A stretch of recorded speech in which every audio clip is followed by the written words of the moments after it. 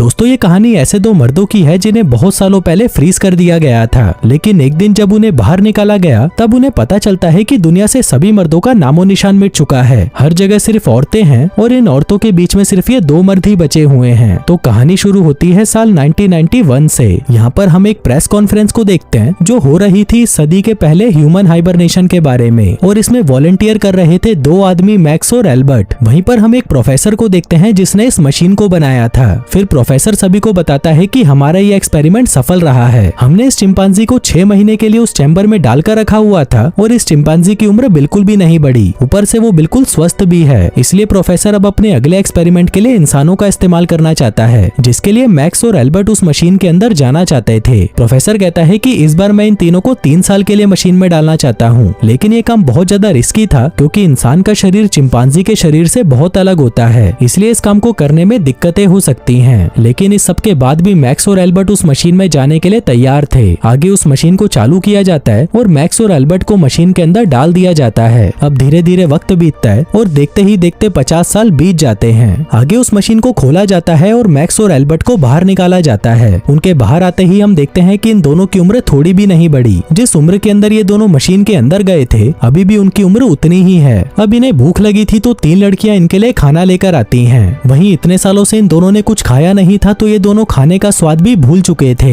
आगे मैक्स कहता है कि मैंने मशीन के अंदर एक शराब की बोतल और कुछ सिगरेट छुपा कर रखी थी और अब उनको बाहर निकालने का समय आ चुका है। जिसके बाद वो सारा सामान बाहर निकालता है और वो दोनों वहीं पर सिगरेट जलाकर पीने लगते हैं। लेकिन जैसे ही वहाँ पर धुआं फैलता है हर जगह पर अलार्म बजने लग जाते हैं और सबको लगने लगता है कि यहाँ पर कुछ तो गड़बड़ चल रही है। तभी वहाँ पर 2 औरतें आती हैं और आग को बुझाने लगती हैं। थोड़ी देर बाद वहाँ पर डॉक्टर ब्लॉन्ड नाम की एक औरत आती है और उन्हें बताने लगती है कि प्रोफेसर अब मर चुके हैं। अब ये सुनते ही वो दोनों हैरान हो जाते हैं। डॉक्टर ब्लॉन्ड कहती है कि यहाँ पर एक महायुद्ध हुआ था और उस युद्ध में कुछ ऐसा हुआ कि धरती से सारे मर्द मारे गए। अब धरती पर सिर्फ औरतें ही बची हैं और तुम लोग भी इसलिए बच गए क्योंकि तुम इस मशीन के अंदर थे। अब इस बात को सुनकर वो दोनों बौखला जाते हैं और यहाँ से भागने लगते हैं। लेकिन जैसे ही वो बाहर के दरवाजे को छूते हैं उन्हें बिजली का एक जोर का झटका लगता है और वो नीचे गिर जाते हैं। आगे एल्बर्ट इस बारे में सोचने लगता है और मैक्स से कहता है कि भाई सब कुछ ठीक है, हम 50 साल से मशीन के अंदर थे ना, इसलिए हमें ऐसा लग रहा है। मैक्स कहता है कि भाई तुम बिल्कुल ठीक कह रहे हो, अगर इस धरती पर मर्द ही नहीं है तो हमारी जनरेशन आगे कैसे बढ़ रही है। उधर दूसरी तरफ इनकी बातों को डॉक्टर ब्लॉन्ड सुन रही थी और फिर वो इन्हें जवाब देती है कि यहाँ पर बच्चे मशीन से बनाए जाते हैं। अब इस बात को सुनते ही वो दोनों और भी ज्यादा हैरान हो जाते हैं। उधर दूसरी तरफ डॉक्टर ब्लॉन्ड के पास एक और डॉक्टर मारिया आती है और वो उसे कहती है कि तुम्हें अपने रिसर्च के बारे में बाकी के डॉक्टर से भी बात करनी चाहिए, तुम ऐसे ही चुपके से इन दोनों पर रिसर्च नहीं कर सकती। वहीं दूसरी तरफ हम मैक्स और एल्बर्ट को देखते हैं जिनके कमरे में एक टीवी अचानक से चालू हो जाता है और उसमें एक बच्ची कुछ बोल रही होती है। अब ये देखकर मैक्स समझ जाता है कि जो बच्चे पैदा हो रहे हैं वो टेस्ट ट्यूब की मदद से हो रहे हैं। अब ये सुनकर मैक्स दुखी हो जाता है और कहता है कि ये लोग बच्चों के साथ ऐसा कैसे कर सकते हैं। एल्बर्ट कहता है कि पिछले 50 सालों में बहुत कुछ बदल चुका है, आजकल तो इन औरतों को प्रेग्नेंट होने के लिए इंटीमेट होने की भी जरूरत नहीं है। जिसके बाद ये दोनों दारू पीने लगते हैं और इमोशनल हो जाते हैं। फिर अगली सुबह जैसे ही इन दोनों की आंख खुलती है ये लोग अपने सामने डॉक्टर ब्लॉन्ड को देखते हैं। वो इनसे पूछती है कि तुम दोनों को कैसा महसूस हो रहा है। मैक्स कहता है कि अभी तो सब कुछ ठीक है, लेकिन अगर तुम मेरे साथ इंटीमेट हो जाती तो ज्यादा मजा आता।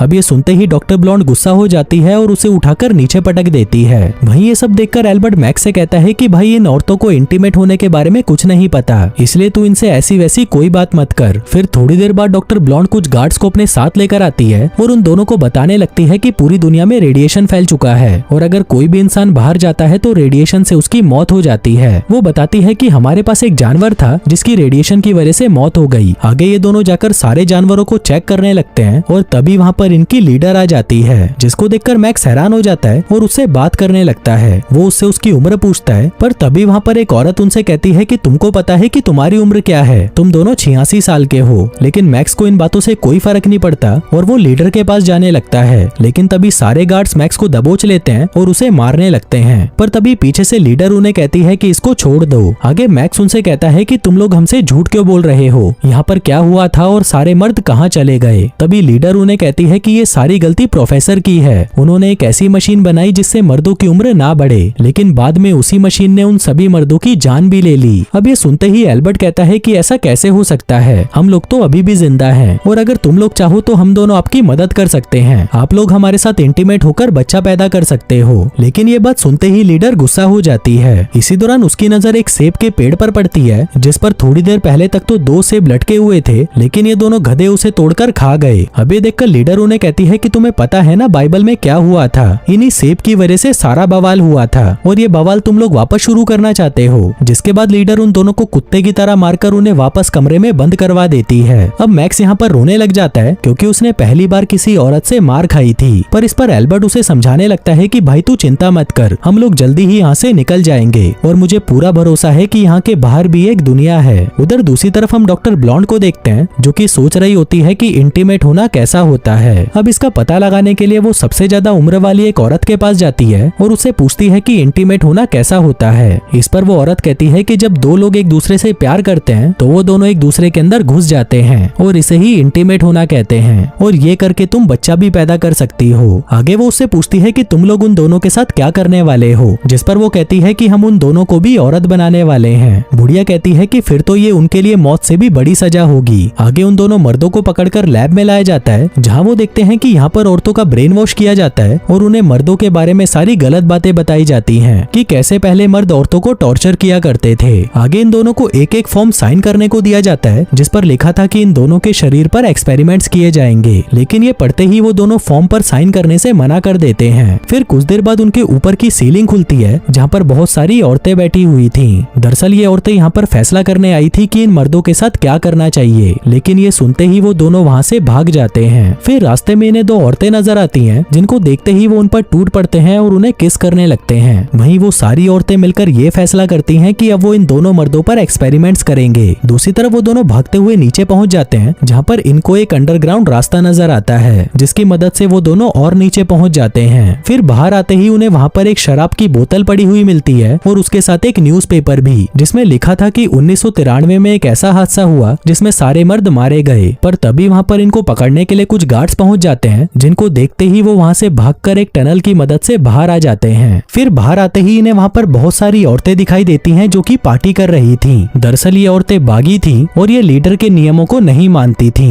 अब वो दोनों ये सब देख ही रहे थे कि तभी वहाँ पर गार्ड्स आ जाते हैं और इन दोनों को दबोच लेते हैं। वहीं नीचे भी वो सभी औरतें गार्ड्स को देखकर डर जाती हैं और वहाँ से भागने लगती हैं। अब इसी भगदड़ का फायदा उठाकर मैक्स और एल्बर्ट भी गार्ड्स को चकमा दे देते हैं और वहाँ से भाग जाते हैं। लेकिन भागते भागते ये लोग एक लिफ्ट में पहुंच जाते हैं और वहाँ ये देखते हैं डॉक्टर ब्लॉन्ड को, जिसको देखकर ये दोनों डर जाते हैं। पर तभी डॉक्टर इनको समझाती है कि अगर तुम लोग बाहर गए तो जिंदा नहीं बचोगे। इस पर वो दोनों कहते हैं कि हमको पागल मत बनाओ। तभी डॉक्टर ब्लॉन्ड उन दोनों को एक मशीन के पास लेकर आती है और उससे उनको बाहर देखने के लिए कहती है। फिर उस मशीन से देखने पर उनको पता चलता है कि बाहर हर जगह तबाही मची है और कोई भी इंसान बाहर जिंदा नहीं रह सकता। इसके साथ साथ डॉक्टर उनको बाहर का रेडिएशन भी दिखाती है कि बाहर का रेडिएशन लेवल कितना ज्यादा है और इसी रेडिएशन की वजह से सारे आदमियों की मौत हुई थी। लेकिन वो दोनों उसकी ये बातें नहीं मानते और कहते हैं कि हम तो बाहर जाकर मरना पसंद करेंगे, जो कहकर वो वहाँ से चले जाते हैं। तभी डॉक्टर ब्लॉन्ड कहती है कि मैं तुम्हें ऐसे मरता हुआ नहीं देख सकती, जो कहकर वो वहाँ पर गार्ड्स को बुला लेती है। तभी वहाँ पर गार्ड्स आकर उन्हें वहाँ से ले जाने लगते हैं। अब वो दोनों डॉक्टर ब्लॉन्ड को गालियां देने लगते हैं और कहते हैं कि तुम बहुत खुदगर्ज लड़की हो। तभी डॉक्टर ब्लॉन्ड के पास 2 गार्ड्स आती हैं और उसे बताने लगती हैं कि तुम्हारा प्रमोशन कर दिया गया है। साथ ही वो उसे ये भी कहती है कि इन दोनों मर्दों को वांटेड घोषित किया गया है और अब जल्दी ही इनको ऑपरेशन करके लड़की बना दिया जाएगा। लेकिन इससे पहले डॉक्टर को तुम्हारे रिसर्च की जरूरत है क्योंकि इन दोनों के साथ सबसे ज्यादा तुम ही रही हो और तुम्हारे रिसर्च के आधार पर ही इन दोनों को औरतों में बदला जाएगा। लेकिन तभी हम देखते हैं कि डॉक्टर ब्लॉन्ड को ये चीज अब अच्छी नहीं लग रही थी और वो नहीं चाहती थी कि इन दोनों को औरतों में बदला जाए। उधर दूसरी तरफ हम मैक्स और एल्बर्ट को देखते हैं जिनको लैब ले जाया जाता है। पर तभी वो दोनों चिल्लाने लग जाते हैं कि हम औरत बनने की बजाय मरना पसंद करेंगे। लेकिन वो औरतें किसी की नहीं सुनती और मैक्स को अंदर ले जाने लगती हैं। इसी दौरान मैक्स की नजर उसकी पत्नी पर पड़ती है जो उसे कहती है कि जब तुम हाइबरनेशन में गए थे तब मेरे पेट में तुम्हारा बच्चा था, लेकिन तुमने ना तो मेरी परवाह करी ना अपने बच्चे की। जो कहकर वो उसका ऑपरेशन करने ही वाली थी कि तभी वहाँ पर डॉक्टर ब्लॉन्ड आ जाती है। वो उन दोनों को वहाँ से बचाकर भागने लगती है, पर क्योंकि एल्बर्ट को एनेस्थीसिया का इंजेक्शन लगा दिया गया था जिसके चलते उसे डरावने सपने आने लगते हैं और उसकी हालत खराब हो जाती है। तभी ऊपर जाते ही उन्हें वहाँ पर 2 गार्ड्स नजर आती हैं और डॉक्टर ब्लॉन्ड उन्हें कहती है कि जल्दी से अपने कपड़े उतारो और ये इन दोनों आदमियों को दे दो। आगे वो दोनों उन कपड़ों को पहन लेते हैं जो कि रेडिएशन से बचने वाले सूट थे। जिसके बाद वो उन दोनों को बाहर निकालने की कोशिश करती है लेकिन उससे मेन गेट नहीं खुलता। डॉक्टर ब्लॉन्ड गार्ड से पूछती है कि ये खुल क्यों नहीं रहा, जिस पर वो दोनों कहती है कि इसका पासवर्ड है जो सिर्फ हमारी लीडर को ही पता है। अब ये देखकर मैक्स को गुस्सा आ जाता है और वो उन्हें गालियां देने करने लगती हैं। पर तभी अचानक वो देखती है कि वो दरवाजा खुल गया है, जिसका मतलब था कि दरवाजे का पासवर्ड गाली था। अब डॉक्टर उन दोनों को अकेले बाहर नहीं भेजना चाहती थी, इसलिए वो डिसाइड करती है कि वो भी उन दोनों के साथ जाएगी। जिसके बाद वो भी रेडिएशन से बचने वाला सूट पहनती है और वो तीनों ऊपर चले जाते हैं। फिर ऊपर जाकर वो देखते हैं कि हर तरफ तबाही मची हुई है और सब कुछ बर्बाद हो चुका है। लेकिन मैक्स जैसे ही आगे बढ़ता है वो एक पर्दे से जाकर टकरा जाता है, जिसके बाद वो एक चाकू निकालता है और उस पर्दे को काट देता है। आगे वो सब उस पर्दे से बाहर निकलते हैं और देखते हैं कि बाहर तो सब कुछ नॉर्मल है और अब तक ये लोग जो भी देख रहे थे वो सब एक नाटक था।